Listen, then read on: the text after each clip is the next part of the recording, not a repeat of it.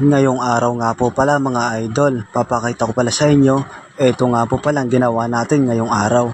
Ito nga po pala ang pag-grass cutter, dito nga po pala sa may pachuto. Ito nga po palang video to mga idol, at ipapakita ko po sa inyo para po mapanood nyo. Kaya kung wala po kayong ginagawa mga idol, ay panoodin nyo naman po ang aking video. Kung nagustuhan nyo naman po mga idol, ay mag-comment lang po kayo kung tigasan po kayo para alam ko po kung saan po nakakaabot ang aking video. Yan nga po pala yan, pag-grass cutter na yan mga idol, yan nga po pala yan sa may patio. Yan nga po pala kapag may dumarating na mga bisita ng mga homeowner, ay pwede po dyan magtambayan. Pwede na rin po mag-practice kung gusto nila, pero mas maganda po dyan ang pagpipicture dahil maganda po yung makikita nilang view. Yan nga po pala mga idol.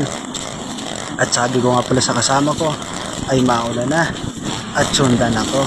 Aray ko! Yan nga po pala mga idol, papakita ko po sa inyo ang mga kaganapan na aking ginawa.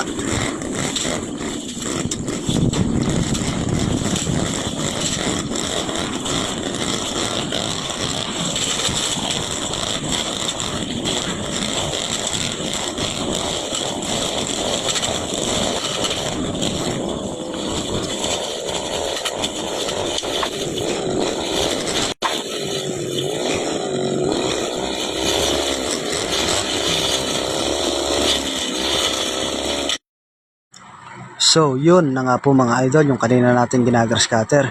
Ngayon po ay makikita nyo na malinis na po at maganda na po siya. Yan nga po pala, kapag may dumating po mga bisita ng mga homeowner, ay pwede na po mag-practice. Siya nga po pala mga idol, kung mapapansin nyo yung mga damo talagang medyo natutuyo.